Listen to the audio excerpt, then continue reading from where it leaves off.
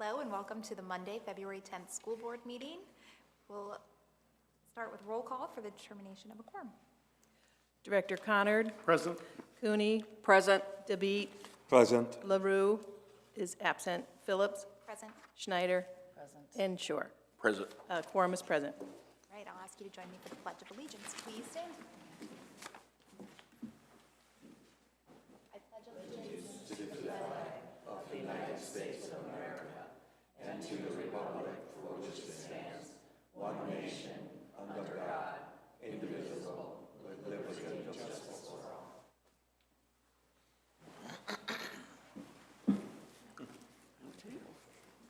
Right, we will welcome our visitors and media representatives, and then we'll move into a public hearing for the Muscatine Community School District 2025 to 2026 school calendar.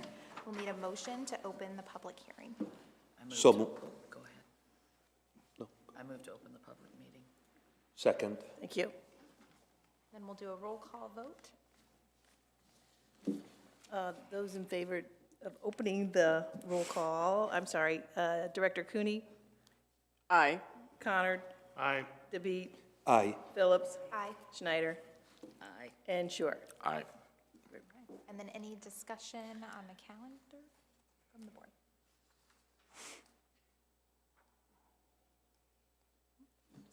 And then did we receive any oral or written comments? We did not. Okay. We'll take a motion to close the public hearing. I'll make the motion to close the public hearing. Second. And another roll call vote. Okay. Director Connard. Aye. Cooney. Aye. DeBeat. Aye. Phillips. Aye. Schneider. Aye. Shore. Aye. Thank you. All right, our student board representatives are not present tonight, so we'll catch up with them next month. And then we'll move into Citizen Speaks if anyone would like to address the board. All right. Our board target goals and reports, we do not have any presentations under them today. So again, we'll move into the superintendent update. Thank you. Just want to update on a few items tonight, and again, over the next couple of months, legislatively, I'll try to update you. Obviously, we're going to get into the budget season, which a lot of, what they're doing in Des Moines right now will have a direct impact on.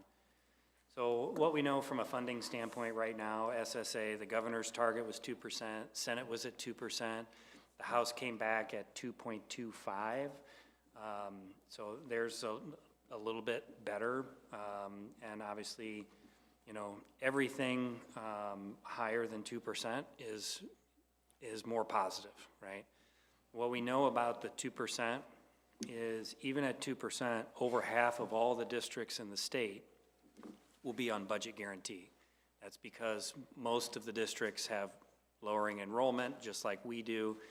As we talked to you kind of the last month, the SSA for us would have to be close to 4%. So we know we're not going to get that, but every little bit helps to reduce that amount. And remember that budget guarantee is property tax driven, right? So, the push to your representatives is by increasing that SSA, that lowers the number of districts on budget guarantee and can, obviously has an impact on property taxpayers. So the other piece that goes along with that, just again, to start framing this, we know based on state law, as we begin to bargain and we're getting into that season, we're required, or not required, but if you go to impasse, so if there's not agreement, you're gonna go with 3% or CPI, whichever is less.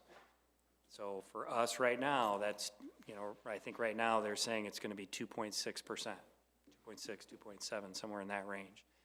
So we know if we're getting 2% funding, and we're pretty certain that settlements would come in at 2.6 or 2.7, you see that imbalance over time. And again, those are the pieces that are established for us.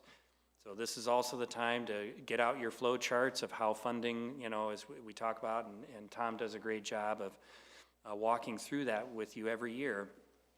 But as we think about, we get to that point where we're setting the total tax levy, that a majority of those pieces are all formula-driven based on student enrollment. Your cash levy and your management fund are really where you have that flexibility. And so most of this is set for us. The state also have set a lot of the rules on how we do these settlements, and so, you know, we have to kind of play by those rules. So that gets to be a challenge, right? And we know at the same time, we're still doing facility projects because those come out of different funds. We can't use them for staff. You know, we have coaching positions that come out of TSS that, you know, that's a different separate fund. So again, there's a lot of those nuances that the general public doesn't always understand. But as we have those conversations, all of this from what the state is doing with SSA really drives that budget process. So I just want to continue to put that out there. The House bill also had some one-time miscellaneous funds based on, I think it was like 26 million they set aside, and that would be given on a per pupil level. So for our district, that's pretty significant, $150,000, $160,000, if that were to pass. But it's one-time funding, so you can pretty much guarantee you're not going to get those dollars next year. So we always have to be very careful with one-time funds because you can't count on them. You can't say, yep, we're going to be able to pay for staff with these because that money will go away, and then you're, you know, again, you're in a worse position down the road. So is there a process that shows us where we can use that funds at? So again, it'd be one-time purchases, One-time purchase. right? So, you know, if you needed something like, let's say we were going to do an adoption and we knew it was going to be a little bit more. Well, we can do that one-time expenditure because we know we have the funds to do that. Or, you know, it's not something that's going to come back year after year after year. Okay, so that's the challenge with some of those dollars. As I shared with our community conversation group, the very same thing is true with our AEA dollars. So we know 60% of the funds from the AEA that are not special ed are coming to the district this year. A majority of our services from the AEA are paid out of their 40%. So there's some additional dollars there. But they're essentially one-time dollars. You can't dedicate them to staff because they could go away. They could get reduced, right? And we also don't know the full impact of how this whole process will work with special education. We may need those funds to maintain the services. So again, we'll continue to talk about this and the impact that it'll have. But I want to, again, we want to keep that on your radar and certainly out in front of the community as well. But again, that flow chart from is that from ISFLC or is that from IASB? It's from ISFIS. Yeah, it's a really good reminder of that. So kind of the time to dust that off and bring that back out. There's some legislation around the chronic absenteeism that they're looking to fix, which I think is positive. For us, that's, if the legislation would pass, it would no longer require us to send certified mail. So previously, before the law, we had ways of notifying parents to make sure they knew, and we would set up those meetings. But the law said it had to be certified. And so we're paying, I think it's $9 per letter. We send a bunch of them out. Half of them are going to come back, right?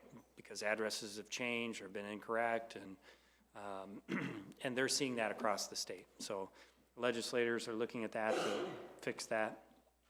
It also changes some of the language around county attorney's involvement, which again I think is important for the state. We are very fortunate here with Jim Barry, Muscatine County.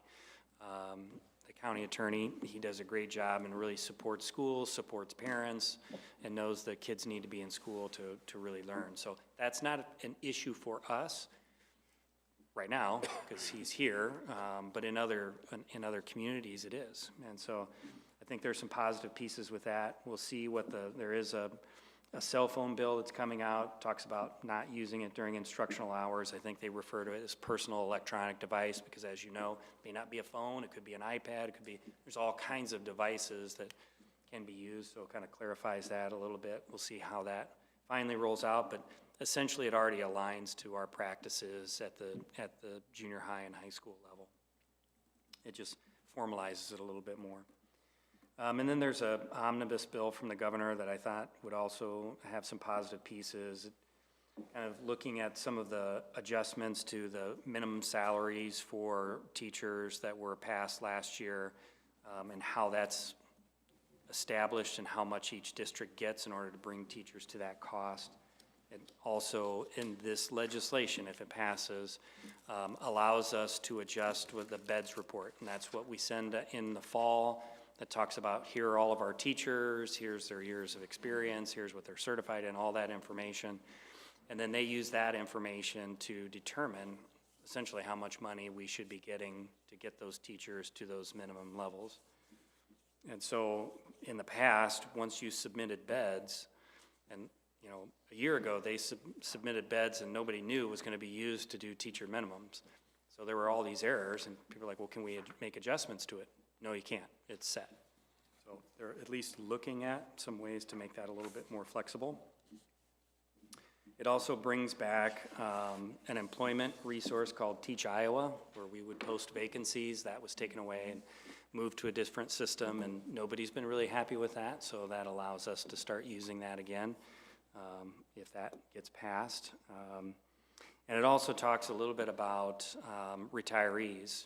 So somebody who is retired or recently retired, after a certain period of time, they can come back and work at the new teacher minimum of $50,000 and not impact their IPERs.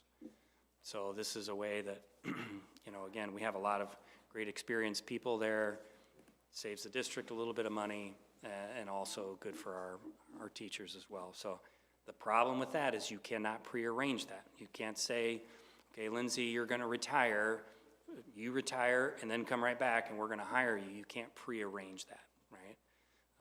So that's a little bit of the challenge in that. But again, it's an option should that bill pass. So we'll continue to update you on all of those things, and in the meantime, there'll be lots of conversation on all kinds of other bills, and we'll just have to see how those things kind of move through the process. Questions about that? Well, I have a couple points, Clint. You know, a week ago or so, I went to the legislative forum, and I stood up and I talked about the importance of setting the SSA also within the time limit, which is the first month. And basically, the feeling I got that, okay, we'll try our best to do that. And talk about the support for the schools. Because as you did say, SSA 2% is, they know and we know it's nothing. I don't see any reason why we're wasting $1 billion on vouchers in the next couple years, and the schools that needs this money the most are only getting 2%. It's a slap in our face, and I think the Iowa School Board needs to advocate more for public education, and we as boards across the state needs to advocate more. And those are the things that I would like to share. Thank you, John. So I've talked a little bit about the AEA as we're moving into year 2 with that, working with them. We're close to finalizing so next year 100% of the non-special ed funds come to us. So essentially it looks like, you know, the cost for services for next year will be about the same. So that's a good thing. We still don't know what special ed will look like, so 10% of those funds then will flow to the districts.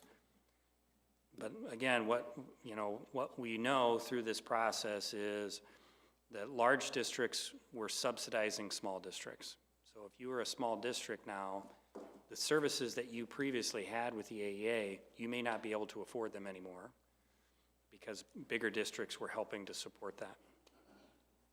We don't know exactly. We also know that, you know, when the AEA had all of those funds combined, if they needed more supports in special ed, they were moving funds around to take care of that. So I don't know exactly what impact that'll have over special ed and what that, I'm assuming the 10% that would come to us, they're gonna need to operate effectively at the AEA. So that 10% would go back to them. But maybe it's more. And so again, that's where if we have those additional funds and we have to think about them as one-time funds, they may have to offset some of those costs as well. So we continue to work with them, and that picture becomes a little more clear as we move along here. So I'll keep you posted on that.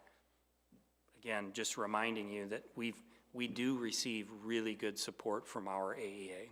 They've got good folks there, and the folks that support our buildings and our students, whether it's special ed or any of the other services they provide, it's very good here.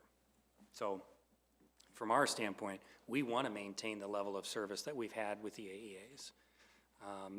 And so we're working closely with them. So questions about that? Okay. In a little bit, you're going to be approving a list of retirees. Obviously, there's a few folks here that are on that list, and once that action is approved and known, we'll start a process to hire those positions.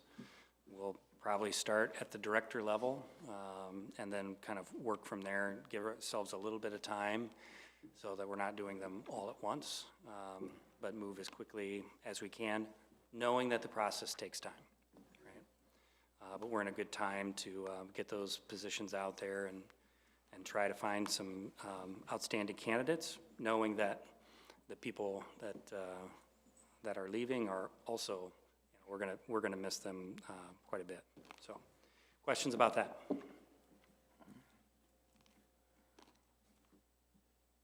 Okay. That is my update for this evening. Okay, we will move into the action portion of the agenda. The following items are considered to be routine by the Board of Education and will be enacted by one motion. There will be no separate discussion on these items unless a director so requests, in which event the item will be removed from the consent agenda and considered in its normal sequence from the agenda. Those items are minutes, employment recommendations, bills and claims, special education contracts, and policies with none or minimal required by law changes. How would the board like to proceed? I'll make the motion to approve the consent agenda. Second.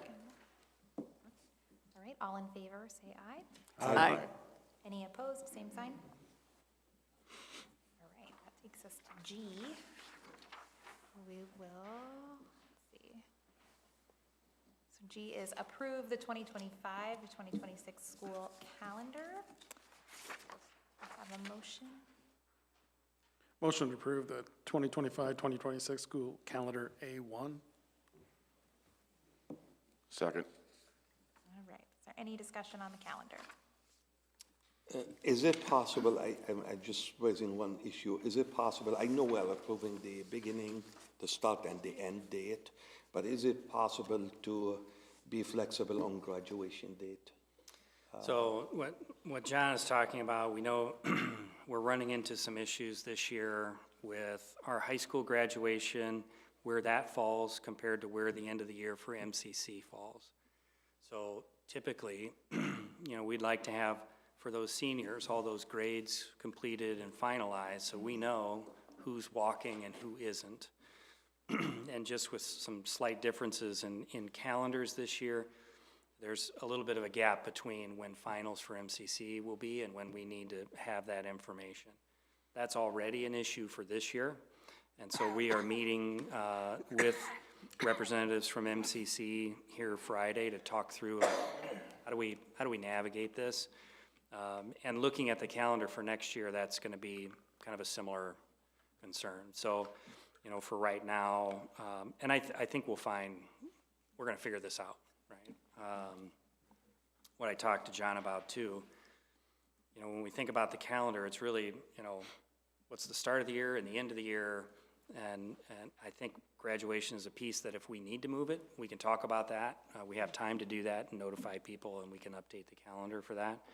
So I don't know that it needs to hold up this decision tonight, but it's something I will bring back to you after our conversation Friday, both as here's what's going to happen for this year's graduation and here's how it might affect next year as well. Thank you. Yeah. Any others? All All right, if we feel comfortable with that, all in favor of approving the 2025-2026 school year calendar, say aye. Aye. Any opposed? H is to approve the purchase of two 2026 Bluebird Vision gas school buses from the bus sales company, and the amount of $316,022. Do you have a motion? I move to approve the purchase of the two 2026 Bluebird Vision gas school buses for school, the bus sales company in the amount of $316,022. Second. All right, is there any discussion? I do want to point, that's just a hard name to say. So I know that these are gas buses and they're for mainly in-town trips, correct? Well, so the gas buses, again, anytime we're purchasing buses, part of that replacement, process. So we're due for some more. The gas ones we really use for out-of-town trips. Out of town, okay. For a majority of our fleet is propane, right? And so the problem with that is when you're doing long trips, it can be a little bit of a logistics issue to find where you can fill up, right? So we have gas buses, and that's how we leverage those. So this is a process to replace some of those. So that's the main use for those. Have we looked at electric or We've hybrid looked at type it, we've looked buses? at some grants. Still the issue is the upfront cost, and also some of the concerns around battery power when it's really cold, right? We know we're gonna run on really cold days, so for right now, just the cost is a barrier. There are some grants we've continued to look at and apply for that would pay for a significant portion of that. We just haven't received any word back on any of those. Okay. Do you know But where wait. we're at in updating that fleet? So I know we're trying to get, And every year we do, Tom, is it like 3 or 4? Yeah. What do we That's ha- just kind what of do we an have in our ongoing- fleet? I mean, what's the number of buses we have in our fleet? You have any idea? I don't know. I mean, it's quite a few, I know that. Yeah, I would say about 40. Yeah, it's probably pretty close. so by the time we get them replaced, we'll have to start over anyway. I mean, it's always gonna be It's an just gonna be ongoing. an yeah. ongoing Yeah. thing. You can't afford to do them all at once, clearly, right? Yeah. So you try to stagger it, and I will say our transportation department, our mechanics do a phenomenal job of keeping those buses running in the best shape possible. And so that certainly helps extend their life. And that's evident over the last several years, the state, when they come in and look at the fleet, we've passed without any issues. So they do a great job there. But again, we put a lot of miles on those buses, and at some point we got to replace them. I just wanted to say more from like what Danny was talking about, but it's from this, to say thank you for the fact that we're at least putting in for the grants. In other words, I did not know that we were actually trying to see if we would be able to. So that would be a first step, like in other words, if we were able to get a grant, and then we would need to go whatever process from there then, correct? And usually, and I think the grant that, I don't remember the name of it, that Chris applied for, helps provide the infrastructure, right, and some funding towards that. But again, how many, districts and municipalities apply for those, and their competitive grants, and so, but there's something we can continue to look at. Thank you. All right, we do have a motion, so all in favor of that, say aye. Aye. Any opposed, same sign? All right. Item I is to approve the major field trip to Springfield, Illinois, February 21st through 23rd. How would the board like to proceed? I'll make the motion to approve the field trip to Springfield, Illinois on the February 21st to the 23rd. Second. Is there any discussion on that? All right, all in favor, say aye. Any opposed, same sign.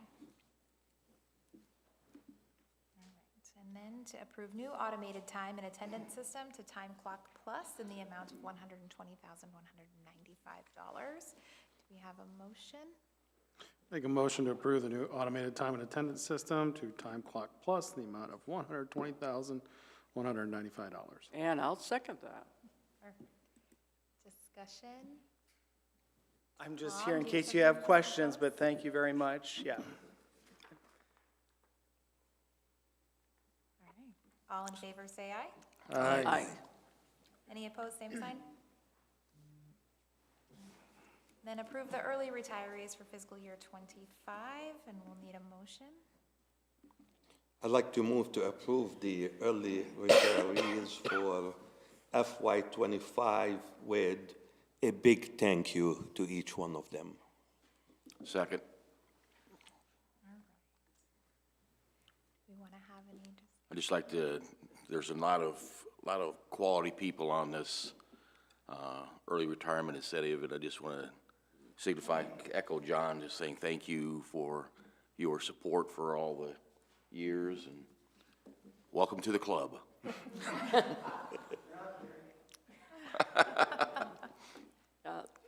I agree. The caliber of the retirees is really something. I'm glad we were able to give the chance for folks to be able to do it, but at the same time, no. But yeah, I do wish the best of luck and welcome to retirement coming up. I would agree. I think I still remember names on the last list of the early incentive because it does, you see a lot of just really high-quality educators leaving or, whatever capacity they were in. So as I look at the list too, I'm like, it is affecting every single area of our district. And so it will be extremely difficult to fill, but congratulations to everyone and thank you.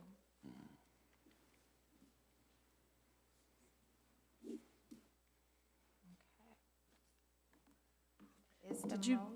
Did you call for the, yeah, I'm gonna do it right now. okay. Are you getting nervous? No. All right, all in favor, say aye. Aye. Any opposed? All right, we'll move on to discussion and information, January financials. Okay. So tonight we have the January financials with your deposit balances, the treasurer's report. I did include a general fund actual versus budgeted, the revenues, budgeted revenues and expenditures. There is a report about our actual expenditures, and it's through January of 2025, not October, versus our published budget. So we'll be monitoring that over the next month or two, probably coming forward in May with a budget amendment. I'm also presenting information on outstanding fees that students owe. So a few meetings back, I think Alicia was presenting, talking about negative meal account balances, but we also have outstanding instructional material fees, busing, instrument rental, other fees and fines that are included. They could be damages to instruments. We rent a lot of instruments, technology-related fines such as lost power cords, damage to Chromebooks happens a lot, library fines, vandalism, and then some athletic-related fines such as not turning in a uniform at the end of the season. So we do follow guidance from the DE and Iowa Code Chapter 301.1 that authorizes what are allowable fees and what fees are subject to fee waivers. About 70% of that instructional material fee in that first column are from prior years, and then about half of the busing and instrument rental fees are from prior years. We do have data going back to 2015-16. That was the first year that we started electronically tracking fees using an automated cash receipting system, and we do have a current system called My School Bucks. If you're a parent, you're probably familiar with that system. Now, I'll refer you back to, every May we present a general student fee structure that is presented and approved at usually it's the May board meeting. Instructional material fees and instrument rental fees are fee waivable, so that just means if students are on free and reduced, there's either a reduced price or free. And others are not waivable, such as busing. We provide a lot of busing to and from the Y before and after school. We provide busing to students that are inside of the minimum mileage for elementary and high school. So, and then there's the other fines and fees. Those are not waivable. Currently, when a new fee is added to a student's account, the parent or guardian is emailed notification. We do no longer print out statements anymore. We used to do that once or 4 times a year. But if you can imagine, it takes a lot of paper and postage to send those out, although we do have good response usually right after that. But when we went to our new system, we're starting an electronic method now, and that's all based on, you know, parents having active email accounts in their PowerSchool account. So in order to get the email that comes from My School Buck. So we will be working with technology to begin using Parent Square for notification of outstanding fees. So several months ago, I became aware of a company called Municipal Collections of America. They can assist public entities with collecting outstanding fees. Now, I've reached out. I know the city of Muscatine uses this company. I know Bettendorf Schools. Both have had favorable responses when I reached out to them. I do know Comanche Schools has used the same company. So I would recommend having somebody from MCOA, Municipal Collections of America, come to a board meeting to, if it's a consensus, to investigate this further and how we can, I guess, if the desire is to, try to collect some of this, because we really have no way, we cannot prevent anybody from graduating. We can't prevent anybody from participating in graduation ceremony if they do owe something at the end of when they are graduating. And these dollar amounts, they don't include inactive students that may have left the district and they still had outstanding fees. Those just become, they're not collected, I guess, at this point. So if you went back 6 months, it was still around $164,000, but that was in July. And then we add instructional material fees and such at the beginning of August or so when school starts. So that's part of my report tonight. It's a little different than prior months, but I just wanted to bring that forward in case maybe the board was not aware that we have outstanding student fees, and if next steps, if any, you want us to pursue. So I think it's a good idea that we have that group come in. Okay. And explain to us what their process is. Okay. So maybe they would answer that question. Maybe you can answer this question. Would they do it semi-annually or annually? Yeah, that, I think there would be a certain point in time where the school has done their due diligence, and then we just turn the balance over to the company, and then they take it from there. We do end up collecting, if they do collect 100% of what, is on this document right here. There is a fee that the parent would, or the parent or guardian would have to pay. Would they be that they would keep. Sorry. Would they be able to go after students that have left? And that would be, the students with the money? we could. With this company? It would just be what data we would have in our systems to It's harder to track. see that, yeah. I agree. It's worth having somebody come in. Okay, that's my, I have a question about Yes. the process. So ahead. when I register my kids for school, I can't pay the fee right away. So I usually get a reminder. okay, yeah. We're coming Or after you. two. They usually are. But when I register, I also know that there are those fees. Is there a way that there can be an option at registration for me to pay that right away too, so that? So it'd just be a matter. span of time. Yep. So registration opens sooner than we load fees for the next school year. So it'd just be a matter of timing. And there's also, so it is something that has been discussed, and we can look at, we can change that process if we need to be. So again, depending on when registration opens versus when we can get the fees loaded for the next school year. So then you would have that And option.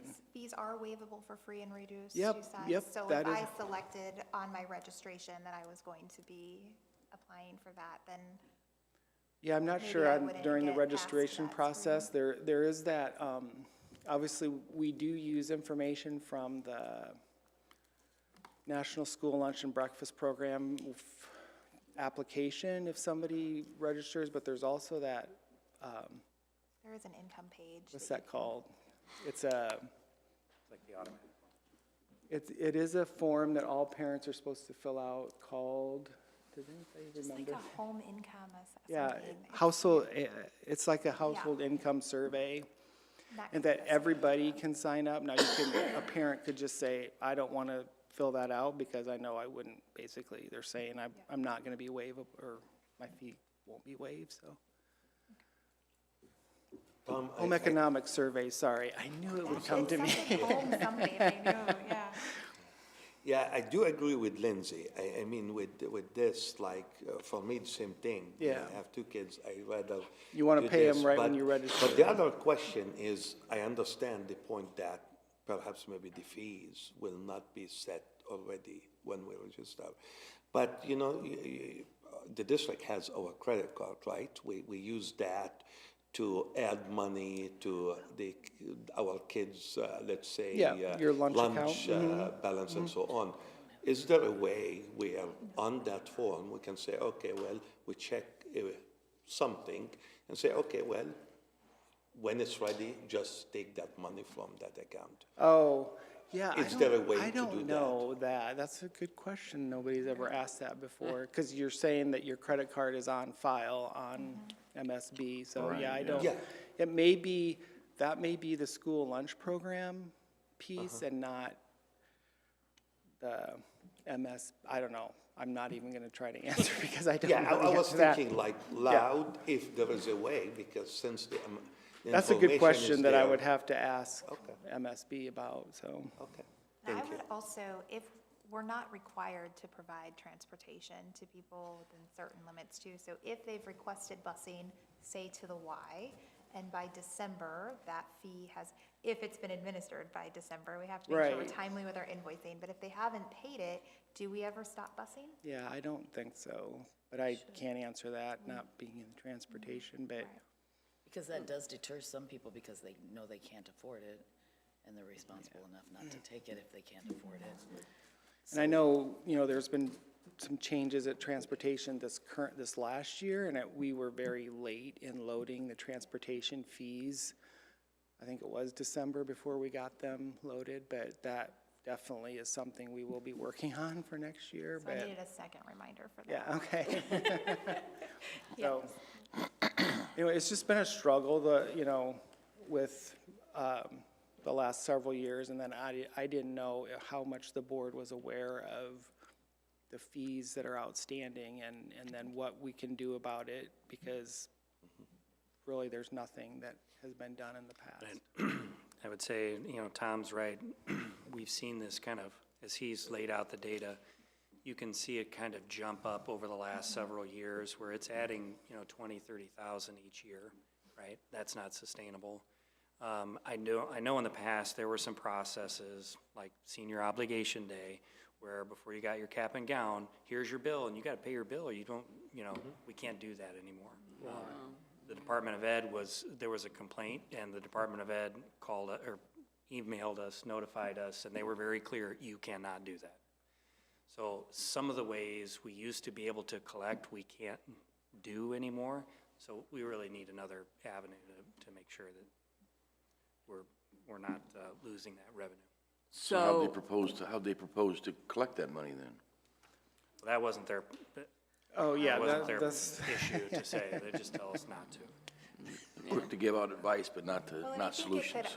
Obviously, getting the funds is the goal, but I think it could open conversations too, that if there is this deadline that you're not gonna get on the bus, then conversations are more likely to be had about how can we assist? Are there other community partners that we need to look at, or what can we do to make sure that transportation doesn't go away? But do you need assistance or payment, something? so Tom, are you indicating that approximately 164,000, that has been over the last few years I in am itself? indicating, just a second here, let me pull that sheet out. So a total of 132,000 is instructional material fees, and 70% of that is from prior years. So over half of that, that piece is from prior years. It goes back to 2015-16. Oh, gotcha. And what was last year's Normal. charge for Yeah. materials and, What was the fee for parents? yeah? Yeah, it was $45. And 30% of this number is current at $45?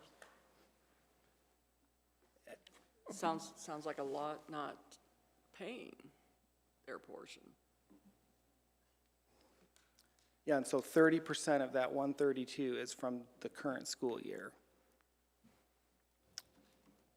180 students out of No. 4,000. It doesn't sound like that many when you say it like that. So busing, is that ever waivable with IEPs? And would they back Yes, pay that is. on that student? If the IEP requires specialized transportation, that is not something that gets charged to But parents. that's probably from the initiation of that IEP. It doesn't go back That's- on that It's not a student. guarantee that you get transportation, it's based on what Right. the student needs. Right. So most of this busing is people that are choosing to pay the The optional, option, and then yeah. they're not paying it, but they're Or still if they're getting it. within the, if they're within the, I think it's 2 miles for elementary and 3 miles for high school, but I'm guessing 2 miles. If they're within 2 miles, they would get a fee, and that's on that fee chart that the board approves every year of Is how this- much. Is this something we have to do? I mean, as far as provide busing for them to go to the Y? That's been happening since I've been here, so I'm guessing that's something that is not, we're not required to, but I don't know what, I'm not sure about that, so. And just a quick question, as I'm hearing also this with the numbers, now we are moving to redistricting, the school district, right? Is it gonna change? No, not for by those much students. or not Very busing little. people? Yeah. No, if you, The kids who are moving are already being bused, so we're Okay. already accounting for that, and they're just gonna be, instead of going to this spot, they're gonna go to this spot. okay.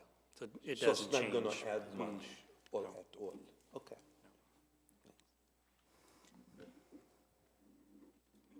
Do we need to Thank you. have, I was just gonna say, thank you, Tom, for bringing it to welcome. our attention, yeah. do we need to have some kind of since we do, I think we have a consensus to have those people come and talk to us? Yep, I can do that, yep, at one of the next board meetings, sure. Okay, Thank you, thank you. appreciate it. We'll move on to the first reading of policies. 40114, the employee use of cell phones. This is a new policy. Is there any discussion around it?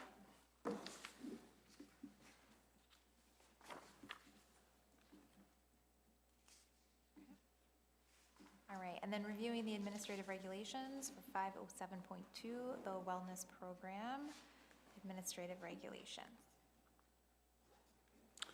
Question on the second page of that, allowing only individually wrapped snacks in the classroom. Is that being done today, or is that something new? It's highlighted in yellow, so I'm assuming that's being added. Does that allow them to make homemade treats and put that in a Ziploc bag? Would that still be considered a individually wrapped snack, or? I think they're prepackaged, like, not necessarily homemade. So you wouldn't be allowed to bring any homemade snacks into the school based off this reading? Correct. Well, and I can offer some insight on this too, from just hearing like school nurses and conversations that they've been having.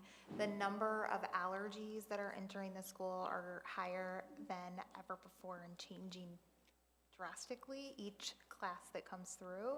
And so they're constantly having to approve ingredient lists and look at that at classroom levels instead of even just school levels and things like that. So the idea is partially to fall into those guidelines that are set, that food and nutrition follows, but also then to be able to screen them more properly for allergies, is the discussion that's happened. I can't say that's all that's on it, it's just what I've heard, so.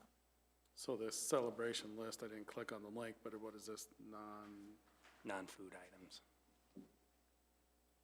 I have, as an alternate. so the classroom parties, pizza parties, they can't be held over lunch then, is what that's saying? Yeah, that's right. And that's why they also, like, at the high school and other places, they don't, there's certain things they can't access during lunch. So that So they're, like if I'm a counselor and I'm having, kids have earned a pizza party with me, they can't do it during lunch? they I think are that's- technically not supposed to, no. technically not supposed to based on an Iowa law, or technically not supposed to based that on our something we- policy? What are we technically? Can we change that? based I feel on like what? that's a I think big, there's some food service guidance on that, but Can we I'd get have to that look. reference? Yeah, we can find it. Or I'll have to see find that out. I know. It's I just not, feel like that's a big deal. it's not an unusual practice to a lot of other places I've been, so when I see that, it's, Yeah. I don't see it. You know what, I mean, you understand I what I'm understand. saying. And those Because things, that's still- a big part of building I used to do lunches with groups of kids, and that's a big relationship builder, and it's also it's a reward for good behavior. I just think that could get sticky if somebody wanted to mess with it. I thought it was worded in here before a little differently, but now when I'm looking at what's taken out, then I'm not finding it. So maybe I read it somewhere else that was in here before, because it just looks like it's new now, but.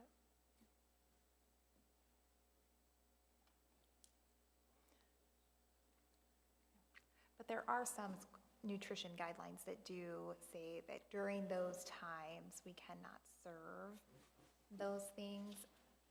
And it's like during the school day, but I don't know if that includes everything. yeah, I'll have to look back through that.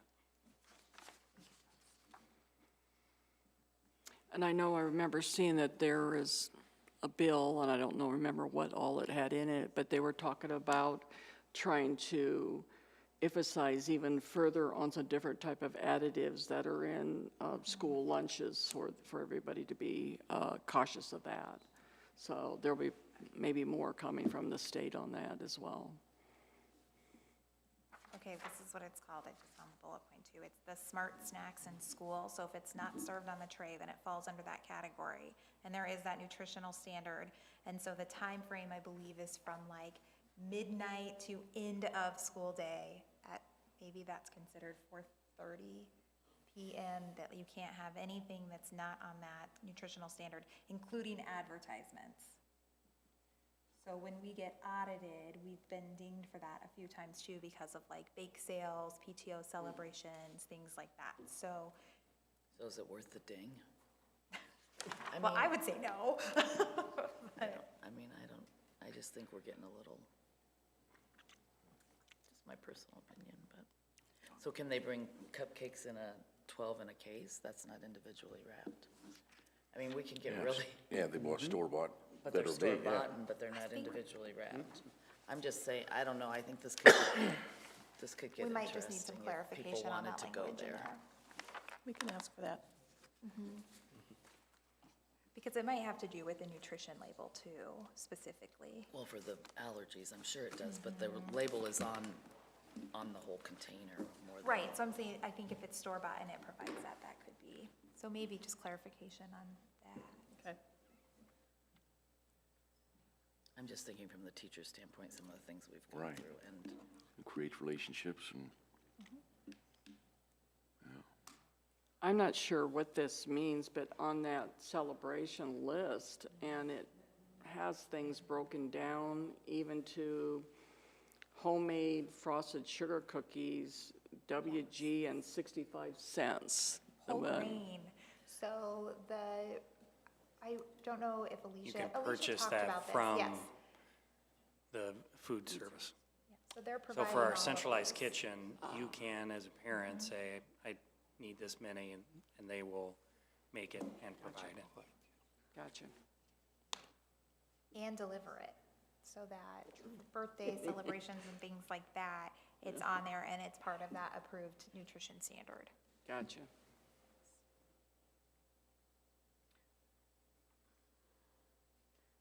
So if a, this is just, I'm just thinking out loud a little bit, but, so can a parent bring a bag of apples when we're making applesauce in second grade? Or whatever grade? Or do they have to order them through the school now? I'm just foreseeing some issues with this. Because a lot of times teachers ask for, you know, if you're doing a class, whatever, you know, bring apples or oranges, or if we're looking at different types of fruit. I mean, there's just a lot of, I don't know if it's worth messing with, but I can foresee issues, I guess, is what I'm saying. I don't know where that goes, but. We can do some follow-up, and the next time it comes back, we'll do some updating for you. Thank you. Ultimately, like, I mean, I'm not trying to make it hard, I just, Yeah. it has to kind of have some common sense and practicality for everybody, I guess. and these are regulations, ultimately the board doesn't approve or decline these, right? The USDA guidelines we have to follow, yes. Yes, but. Right. But this is just a review of the administrative regulations Correct. right now, so. Right. Okay. All right, we'll move into the announcements portion. So February 17th is President's Day, there is no school. February 24th, we have a special work session, board meeting at 6 p.m. So the 24th will be the public hearing for the Central Improvement Project. 24th will be the public hearing for MHS tennis courts. Then March 4th, Riverbend Mobile Food Pantry will return. March 10th through 13th, school conferences. March 10th, community conversations, to be followed by the regular board meeting. Are there any other announcements?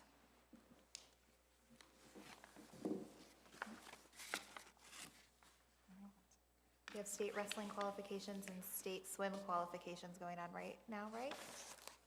We had, Swim was last weekend. was last weekend, girls wrestling finished up, boys wrestling is this weekend. Then we'll get into basketball here soon as well. Bowling's coming up, yeah.